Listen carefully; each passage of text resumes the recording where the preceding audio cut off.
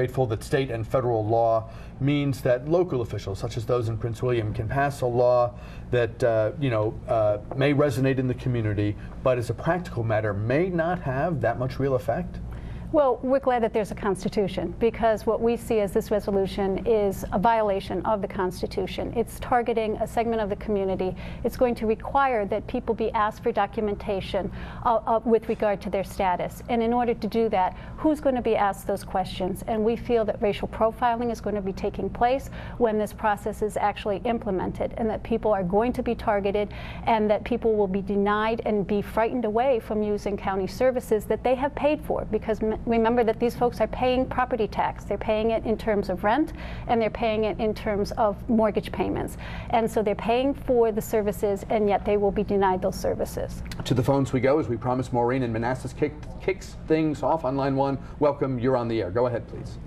Thank you, Bruce. I've got a question. Can you hear me? For Nancy Lyall. Very well.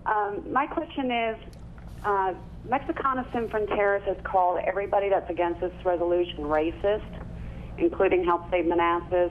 But the most concern I have is their group calling Hispanic business owners racist because they will not join them in this boycott. And I would like an answer to why they feel that way. Thank you. Sure. We have not called anybody racist. This is racially based, and so we feel that when you start targeting people again, and you base it on either their ethnicity or on their last names or on the color of their skin, then it does become a racial issue. We have taken very much care not to call people racist, because we don't do that. That's not what we're about. We are not about targeting people and talking about people. We're about talking about this resolution and how it will impact the community and how it will be implemented. Your group is called Mexicans Without Borders.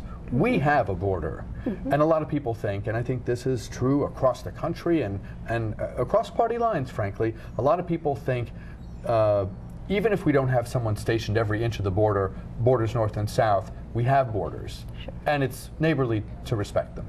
Sure. We do have borders, but those borders, since NAFTA, those borders have allowed for a free flow of free trade across the borders. They have allowed for multinational corporations to go into countries in Mexico and in Central America. But not for people to come in just pell-mell. But the point is that when those corporations go down there, what happens is people down there lose their land, they lose their jobs, and so they have to feed their families. And so when you have to feed your family, when you can't find a way to sustain yourself in your own country, you have to migrate somewhere else. And so to apply to come here legally takes 8 to 10 years in order for people to be able to do that. They would love to come here legally, but when you can't come legally, you're forced with the question, do I wait 8 to 10 years, or do I try to feed my family now? Greg, I know this is, in many ways, the crux of the issue for people who feel as you do, right? It's about respecting the law. You know, we have these immigration laws. They need to be enforced. We have a border that we need to protect. Although it would be wonderful if we could perhaps help every poor person or economically disadvantaged person in the world, we can't afford to import 2 billion people into the United States and maintain it as a place that's it's going to be anything other than a poverty-stricken third world nation. Back to the phone. Steve in Woodbridge, you're next. Line 2. Hi, Steve. Hello, how are you doing? Good, thanks. Listen, I just have a couple of comments. There is a constitutional violation, and it really does occur when people come here illegally. That what part of illegal do people not seem to understand? I would also disagree that they do not pay for all of the services that they pay for, was stated by the nice lady, but the facts really don't add up. There are many Hispanic families that have multi-families, many people living in the same house, 2, 3, and 4 households in the same home, which is against zoning requirements. But that aside, if you have 6 kids in a family and it costs $8,000 per child just for the education, that's $48,000 per year. If you have $3,000 that comes in from taxes, then that's a negative of $45,000, and the numbers just don't work. Let me give both our guests a chance to comment on the point you've made. Thank you, sir. There are real and clearly evident impacts of illegal aliens residing in our communities.